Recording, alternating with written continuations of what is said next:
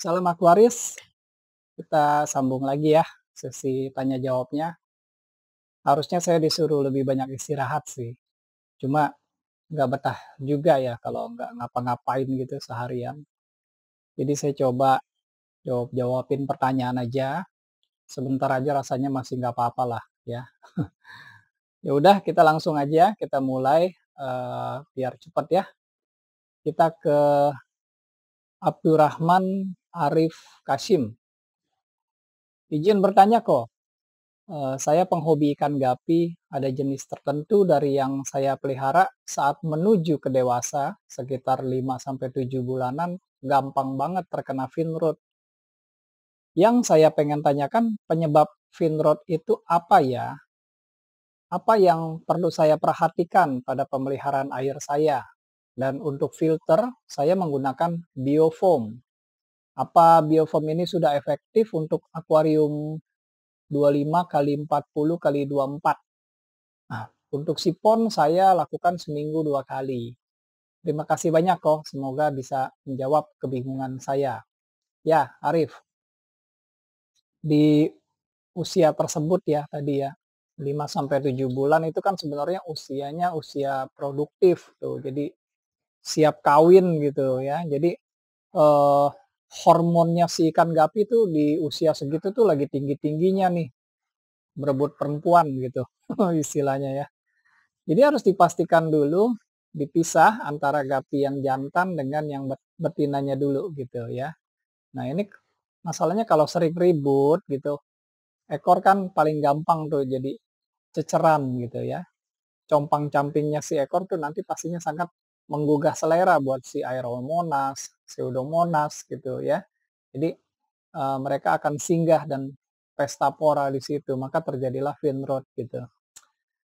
Yang pertama, lalu yang kedua, biofoam ya. Biofoam itu sebenarnya rentan keluar lagi kotorannya ya kalau kena arus gitu. Misal kalau kita lagi masukin air baru gitu, ada arus yang lumayan kena si biofoam, itu kotorannya kan bisa keluar ya, keluar lagi gitu.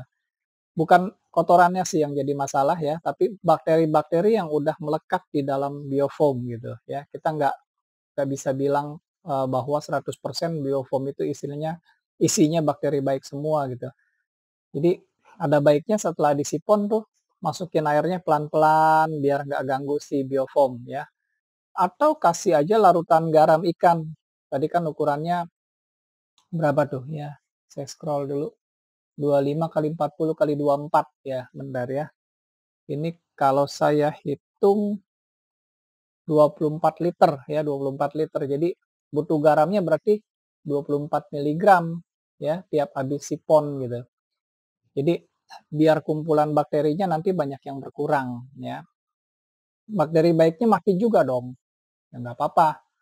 Pasti ada yang mati juga memang ya. Tapi kan bakteri baiknya kan buat handle amonia sebetulnya ya kan. Water change juga buat handle amonia kan.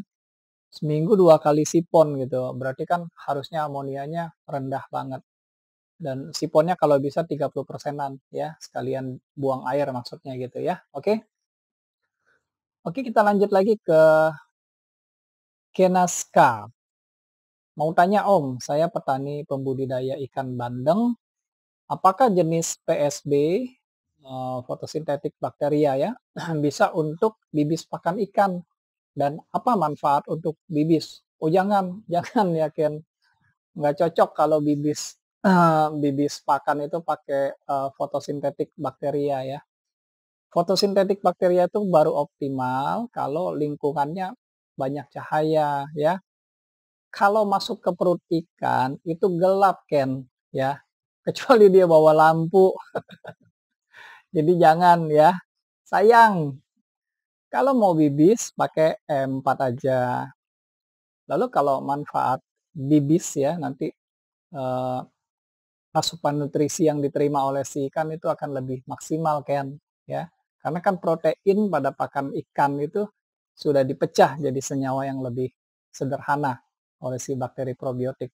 Jadi nanti lebih mudah dalam penyerapannya gitu sama si ikan.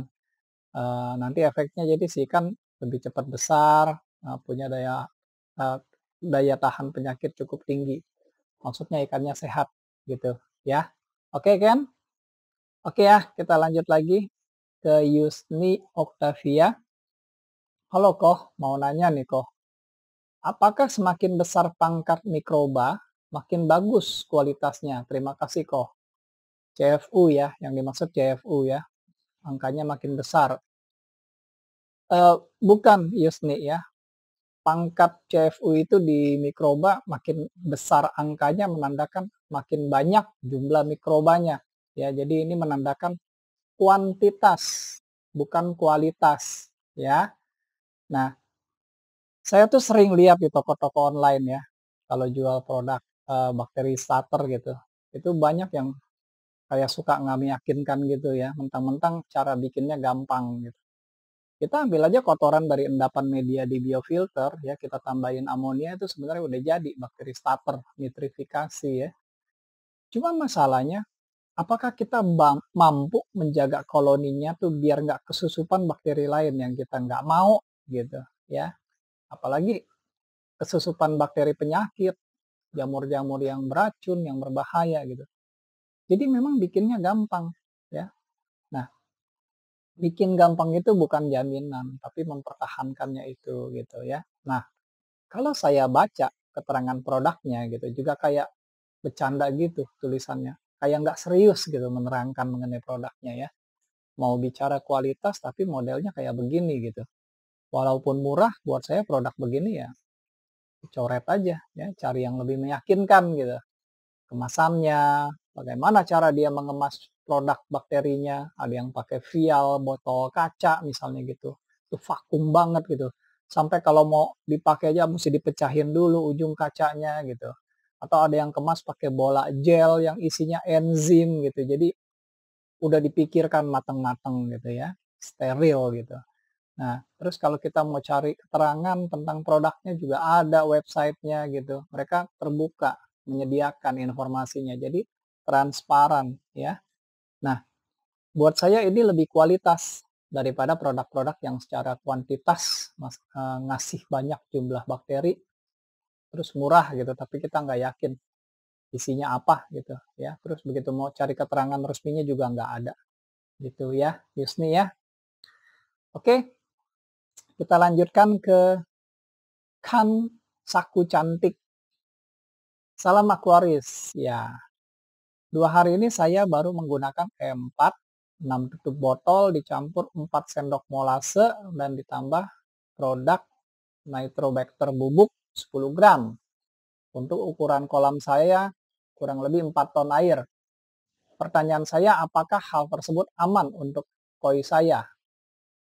E4 tuh kalau mau pakai langsung ya sebetulnya satu tutup botol per 1 ton air ya, harusnya gitu. Tadi kan kolamnya 4 ton ya, 4 ton tuh harusnya 4 tutup botol aja cukup. Kalau tadi kan bilangnya 6 tutup botol, berarti kelebihan ya.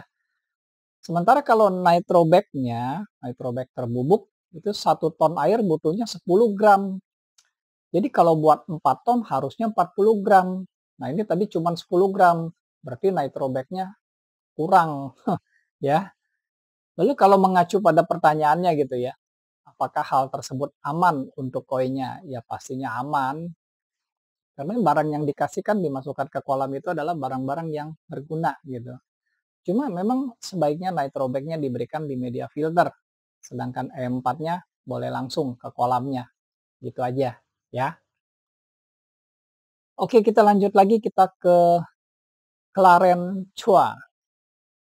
Masalah komentar di sekitar kali ya, sekitar 24 menit bahwa bakteri heterotrof akan urai bahan-bahan organik sampai filter biologi yang berunsur autotrof akan kekurangan makanan.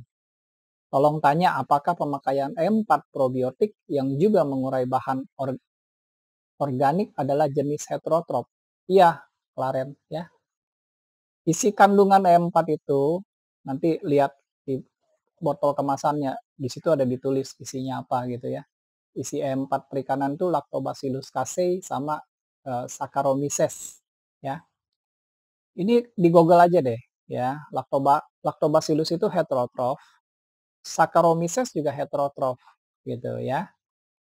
Dan apakah jika M4 sering-sering dipakai, filter biologis kita akan kelaparan terus-menerus? Terima kasih. Jadi cara pemakaiannya aja yang perlu kita atur sebenarnya gitu. Bakteri probiotik kan pemberiannya di kolam langsung ya. Kalau bakteri nitrifikasi pemberiannya di filter biologis. Kenapa begitu? Maksudnya jangan dibiarkan ya, keduanya tuh ada di dalam filter biologis gitu ya.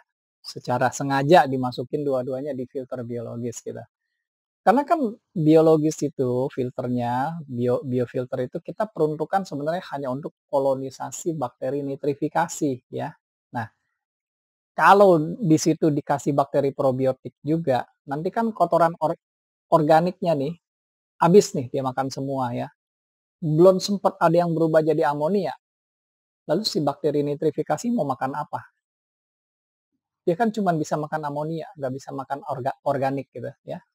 Jadi bakteri nitrifikasinya bisa berkurang, bisa mati kelaparan kan.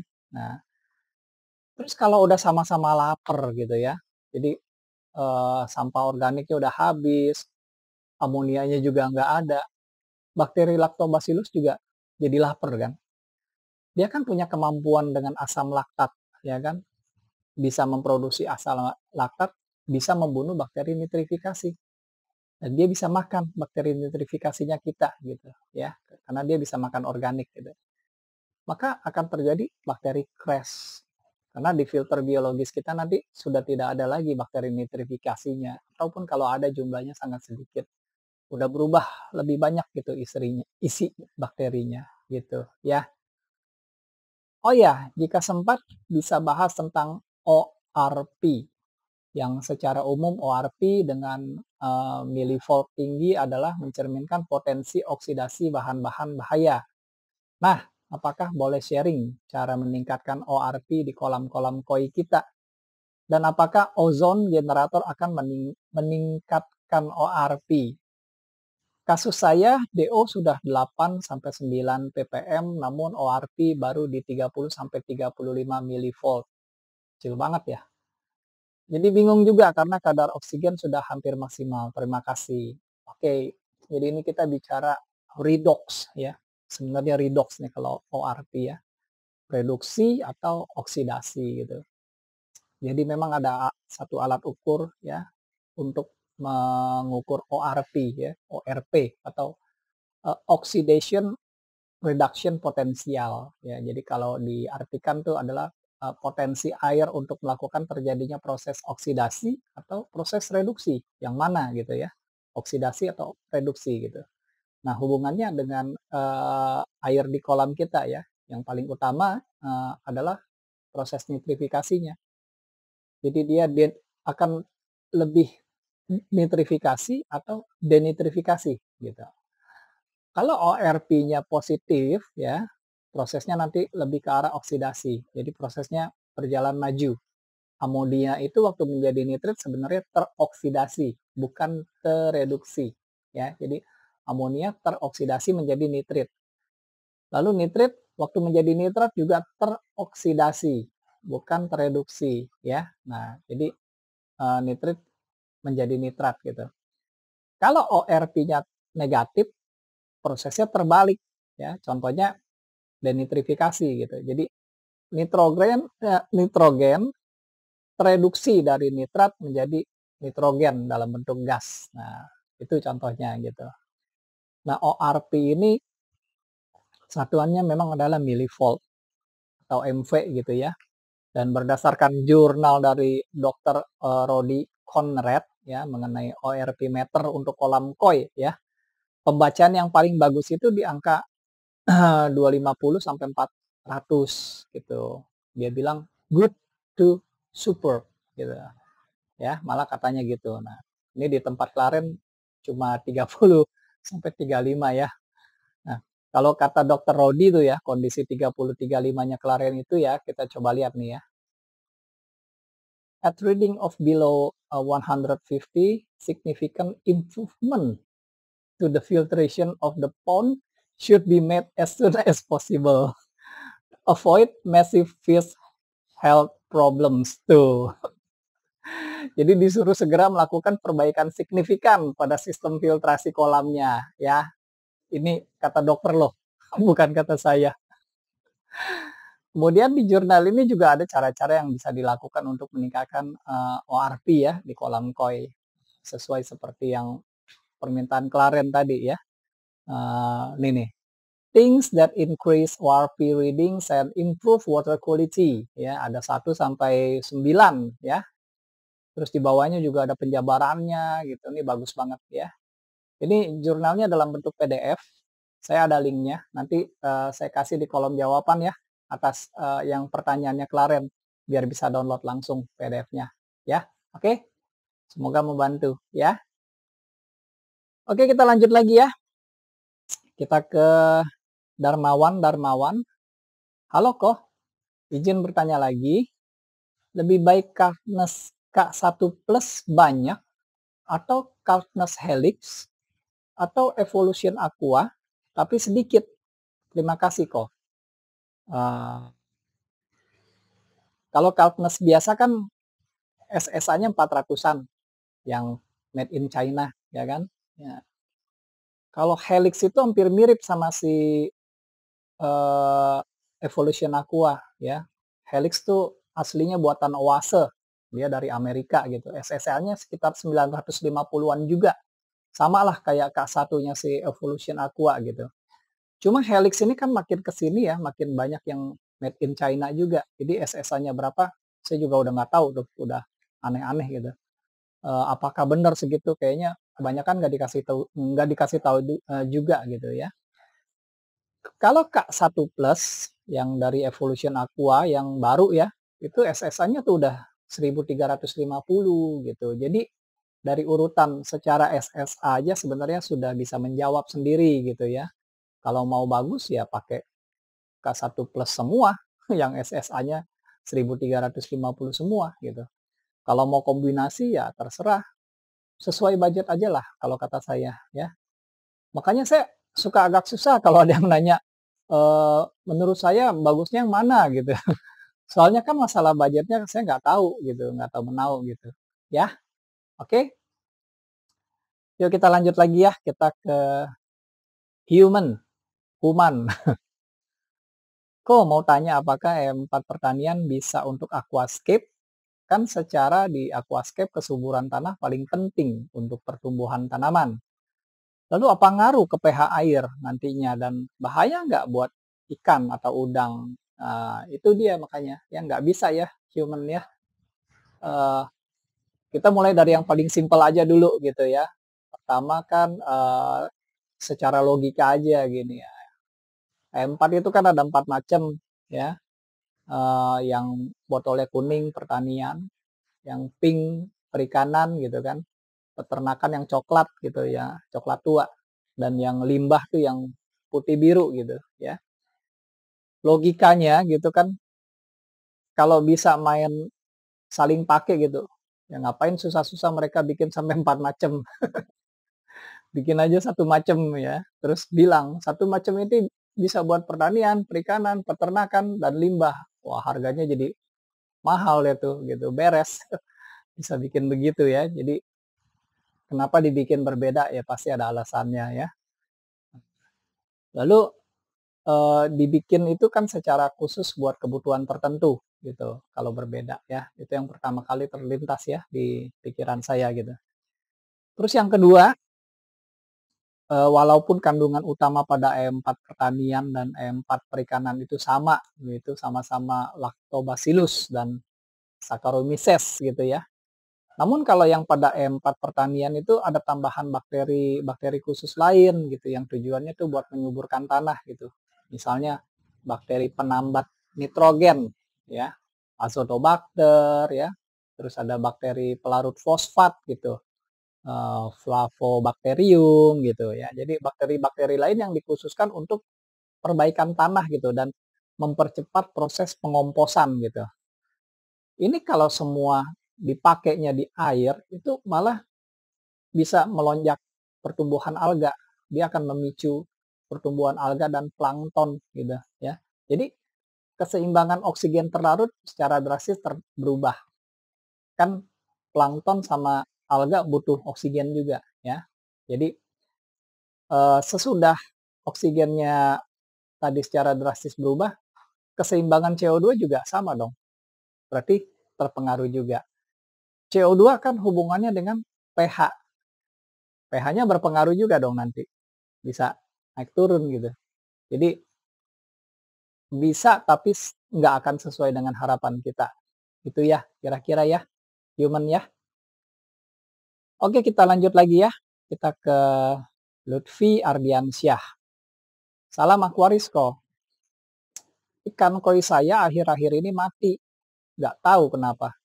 Padahal kemarin-kemarin ikannya makan lahap. Sebelum mati, ikan kayak stres, menyendiri terus. Ditangkap juga gampang. Itu kenapa ya kok? Minta saran dong. Apa gara-gara air, penyakit, bakteri, atau filter ya kok? Nah, ini udah sampai di karantina belum? Ya, maksudnya udah sempat diobatin belum? Soalnya kan tadi sebelum mati katanya ada tanda-tandanya tuh, ikannya kelihatannya stres, menyendiri gitu, gampang ditangkap gitu. Seharusnya saat itu udah ada tindakan gitu, maksudnya udah di karantina ya kan. Kita bisa amati dulu sih secara fisik, yang paling gampang gitu amati secara fisik dulu. Ada merah-merah nggak gitu, ada bintik-bintik nggak gitu, bintik-bintik warna putih atau perak, bisul-bisul, memar gitu. Terus periksa bagian insang, warnanya gimana, merah segar enggak gitu, rapih enggak, apakah grepes-grepes gitu ya, apakah ada putih-putih atau lendir atau ada warna abu-abu gitu ya. Kalaupun mungkin secara fisik belum ada tanda-tanda gitu, jadi kita mungkin bingung ya, ini ikannya sakit apa gitu. Paling nggak tuh kita bisa kasih P3K gitu ya, pertolongan pertama gitu. Caranya dengan memberikan garam ikan gitu. Ini bisa membantu ya, membantu sedikit gitu.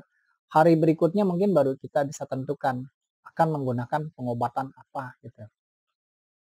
Kalau terjadinya tidak pada satu ikan gitu, seolah-olah kayak menular gitu, seharusnya ada tanda-tanda fisik dari beberapa ikan gitu ya. Dan kalau sudah kena beberapa ikan sekaligus, lebih baik ganti air sebagian, lanjutin dengan tebar garam 1 kilo per 1 ton air ya. Terus cek pH sama amonia, 2 parameter itu aja cukup ya. pH-nya masih di angka aman nggak? Koi berarti kan 7 sampai 8,5 lah ya, amannya di situ gitu. Kalau amonia jangan-jangan dia udah mencapai 1 miligram per liter gitu.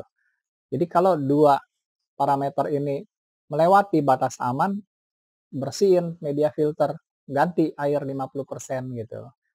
Menurut saya ada baiknya ya saat ini water change lah 50%, lalu diikuti dengan penggaraman 1 kilogram per 1 ton air. Terus ya kita lihat berikutnya nanti gimana gitu ya, Lutfi ya. Semoga kondisi kolamnya bisa segera normal ya. Oke kita lanjut lagi ya. Kita ke Abai Channel. Yo, Abai, nanya apa nih? Yuk kita lihat ya. Salam Aquarius kok. Ya, salam Aquarius. Mohon izin bertanya kok. Satu, pembibisan pakan pelet koi dengan E4 dan minyak ikan, apakah bagus untuk pertumbuhan ikan koi? Ya, Abai. Sebenarnya bibis pakan pakai apa aja asal bahan yang dibibis itu adalah kandungan tambahan yang bagus ya dan bisa dilakukan pada saat pembibisan gitu. Tentu akan bagus untuk meningkatkan kualitas pakannya itu sendiri. Dan kalau kualitas pakan itu naik, maka otomatis kan efeknya akan positif gitu ke si ikan gitu ya. Nah, dalam hal ini tentu saja pertumbuhan ikan gitu. Minyak ikan kan sebenarnya memang salah satu bahan yang dibutuhkan pada saat pembuatan pelet sebagai perekat dia gitu.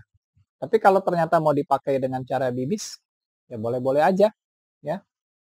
Kalau E4 nggak usah ditanya lah ya, udah banyak orang yang bibis pakai E4 ya. Kalau minyak ikan bagusnya ya di mana? Eh, Ya karena minyak ikan itu kan kandungan asam lemak omega 3 gitu ya. Jadi dia bisa meningkatkan imun tubuh dan fungsi organ tubuh gitu ya. Nah, pertanyaan kedua, adakah pengaruh negatif pada probiotiknya E4 karena adanya campuran minyak ikan? Nggak ada ya, karena kedua bahan buat bibis ini kan nggak ada yang negatif ya, kedua-duanya sama-sama positif, jadi saling menunjang dia gitu ya. Oh iya, tujuan pemberian tambahan minyak untuk menambah kadar protein dalam pelet. Mengingat protein dalam pelet prosentasinya kecil. Mau beli pelet yang kadar proteinnya tinggi sangat mahal kok. Terima kasih atas jawabannya. Salam sukses dan sehat selalu buat Ko Vincent sekeluarga. Ya, Abai. Terima kasih doanya ya. Salam sehat dan salam sukses juga ya. Oke, kita lanjut lagi ya. Kita ke Rudi Jupiandi. Ko Vincent yang baik hatinya. Wah, ada-ada aja nih awal pembukaannya. Apakah benar pakan yang difermentasi dengan E4 dan molase ya, protein pakan akan bisa meningkat? Terima kasih kok, semoga sehat selalu. Ya, Rudi, tepatnya bukan proteinnya jadi meningkat ya. Nggak bisa E4 itu nambahin protein gitu, masa proteinnya bertambah gitu. Sebenarnya segitu-segitu aja gitu. Cuma memang fenomena efek yang terjadi seolah-olah proteinnya meningkat gitu. Jadi yang terjadi itu sebenarnya begini, saat pakan diberi E4 dan molase ya, maka E4 ini kan akan bekerja memecah molekul kompleks yang ada di dalam pakan ya. Jadi nutrisi ya termasuk protein itu jadi lebih mudah diserap oleh si ikan. Jadi penyerapan nutrisi itu oleh tubuh itu sebenarnya nggak 100% berjalan dengan lancar ya sebenarnya gitu. Karena ada kemungkinan protein itu yang ada di dalam makanan itu saat masuk dalam organ pencernaan ya, mungkin karena keras gitu atau terlalu kompleks senyawanya. Jadi nggak keburu terproses dan berakhir menjadi pupnya si ikan. Nah, kalau protein-protein itu sudah disiapkan dengan lebih mudah untuk dicerna gitu, pastinya kan penyerapan proteinnya jauh lebih maksimal gitu ya. Jadi dari sini udah tahu ya efeknya akan kemana ya, Rudi ya. Oke, oke lanjut lagi ya kita ke Karimatu Muadibah. Izin kok, kalau kolam koi kebanyakan E4, efek jangka panjangnya gimana? Apakah mempengaruhi kesehatan ikan atau dan lain-lain? Uh, Kalau kelebihannya nggak ekstrim, nggak apa-apa ya. Oke, kalau kita bicara kalau terlalu overdosis ya, kalau terlalu ekstrim gitu misalnya. Pertama, pH. pH udah pasti berpengaruh lah.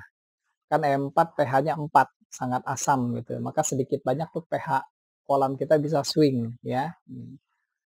Uh, akan akan ada dampak keseimbangan juga kan nanti di kolam kita gitu. Ikannya, bakterinya ya, bakteri baik kalau pH-nya rada swing begitu ya.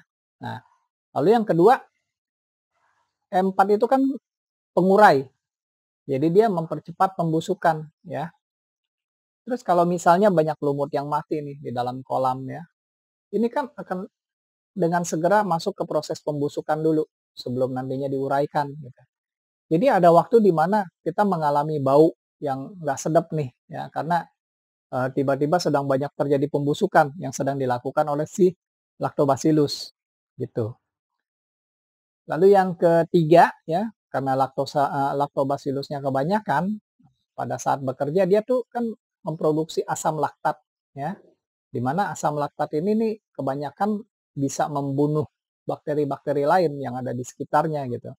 Jadi mikroba lain yang mungkin kita juga membutuhkan gitu. Misalnya kalau ada bakteri fotosintetik, nah bakteri fotosintetiknya bisa mati ya terkena asam laktatnya si Lactobacillus. Jadi lagi-lagi keseimbangan kolamnya nanti terganggu ya. Belum lagi kalau pada akhirnya jumlah Lactobacillus yang masuk tersedot ke dalam filter juga lebih banyak. Jadi chamber bionya yang tadinya kita khususkan hanya untuk bakteri nitrifikasi bisa dengan cepat tergantikan kan oleh Lactobacillus gitu. Ujung-ujungnya bakteria crash gitu. Kalau bakteria crash, nggak ada lagi bakteri nitrifikasi yang akan menguraikan amonia. Nggak ada yang menguraikan nitrit. Ya, kadar amonia dan nitrit di dalam air akan cepat melonjak gitu. Ikan pelan-pelan akan sakit, mati. Kira-kira begitu ya, hal yang paling buruknya gitu kalau terlalu terjadi overdosis terhadap M4 ya. Oke? Oke, kita lanjut lagi ke Rahmat Hari Darmawan. Yo, Bung Rahmat gimana nih kolamnya ya? Yuk kita lihat tanya apa nih. Izin tanya lagi kok. Misalnya air dalam kolam budidaya saya pH-nya tinggi ataupun rendah dan ingin dinetralkan ke angka 7. Bagaimana caranya yang tepat dan benar cara menaikkan atau menurunkan pH air kolam agar ikan tidak stres? Misal pH air kolam 5,7 ingin dinaikkan ke angka 7. Apakah secara perlahan, step by step per berapa jam?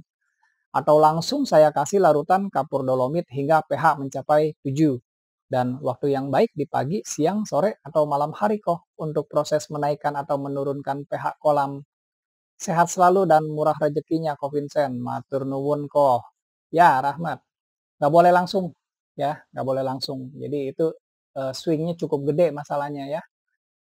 Soalnya angka-angka pada pH itu pembacaannya bukan berarti dia linier ya, bukan linier. Jadi dia tuh logaritmik. Jadi misalnya gini, kalau pH misalnya menunjukkan angka 3 ya. Terus kalau kita bandingin sama yang angkanya 6 ya. Bukan berarti pH 3 ini berarti 2 kali lebih asam daripada pH 6. Kalau itu linier ya. Kalau linier tuh begitu ya kan. 2 kali lebih asam dari yang 6 gitu. Nah, yang terjadi dalam pH itu justru adalah logaritmik. Jadi 10 pangkat N ya, di mana N itu adalah angka perbedaannya. Jadi misalnya gini, pH 6 ke pH 7 ya. Ini kan selisihnya 1 nih ya. Nah, berarti N-nya tuh 1. 10 pangkat N, 10 pangkat 1 artinya 10. Jadi perbedaan pH dari 6 ke 7 itu perbedaannya adalah 10 kali lipat gitu. Lalu kalau pH 6 ke 8 ya, ke 8 berarti kan perbedaannya 2, 10 pangkat 2, 100. Perbedaannya tuh sampai 100 kali lipat. Gitu ya. Jadi tadi kasus Rahmat tuh dari 5,7 mau ke 7 gitu. Itu bahaya. 5,7 ke 6,7 aja kan berarti perubahannya udah 10 kali lipat. Ya, jadi perubahan yang paling aman itu hanya boleh 0,5 ya per hari. Besok naikin lagi. Jadi sehari cukup 0,5 aja perubahannya ya. Lalu mengenai waktu terbaiknya untuk melakukan perubahan pH ya. Yang bagus itu pagi hari, pagi-pagi ya. Karena pagi hari itu suhu masih belum begitu panas, jadi ikan nggak terlalu stres saat ada perubahan pH. Kemudian waktu terang itu adalah waktu di mana kadar oksigen lebih banyak daripada waktu malam gitu ya, waktu gelap gitu. Kenapa? Karena kalau pagi kan fotosintesis dari lumut, fitoplankton, jadi kecukupan oksigen tuh lagi banyak-banyaknya di dalam kolam gitu ya. Sama mau tanya lagi kok dalam budidaya lele di kolam air tenang ya, pakai kolam beton, mayoritas menggunakan air hijau. Nah, saya masih bingung kok dalam proses membuat air kolam menjadi hijau. Air kolam yang diendapkan diberi kohe kambing, ya, kotoran hewan ya, kohe kambing, molase, E4, dan dibiarkan selama 7-10 hari. Sebenarnya dalam proses tersebut hingga air kolam yang awalnya jernih hingga menjadi hijau itu kita itu sedang mengembangbiakan bakteri fotosintesis kah? Apa bakteri nitrifikasi kah? Atau bagaimana kok? Mohon penjelasannya, matur nuwun kok, sehat selalu. Bukan Rahman, dua-duanya bukan ya. Tujuannya bukan buat mengumpulkan bakteri fotosintetik, bakteri nitrifikasi, bukan. Tapi ini adalah ciri khas dari menumbuhkan alga mikroskopis dan fitoplankton ya di dalam air. Jadi kolamnya nanti kaya akan makanan buah mikroba lainnya ya. Terus mikroba, fitoplankton dan alga mikroskopis ini nanti jadi makanan utama buat benih lele yang nanti mau ditebar gitu ya. Dan berarti persediaan makanannya sudah tersedia untuk waktu yang cukup lama. Dan air hijau ini kan secara otomatis membuat keseimbangan ekosistem air gitu dari mikroba pengurai nantinya ya. Ya termasuk bakteri nitrifikasi gitu. Ya. Oke? Oke, saya rasa cukup dulu ya. Kondisi saya masih naik turun soalnya, jadi gampang capek juga ya. Cuma nggak tahan aja kalau seharian nggak boleh ngapa-ngapain, disuruhnya istirahat doang gitu, sangat membosankan ya. Jadi harus ada sedikit waktulah buat mengalihkan juga gitu. Oke ya, saya sudahi dulu ya sampai sini, kita ketemu lagi di kesempatan lain. Saya ucapkan terima kasih sudah menonton dan salam Aquarius.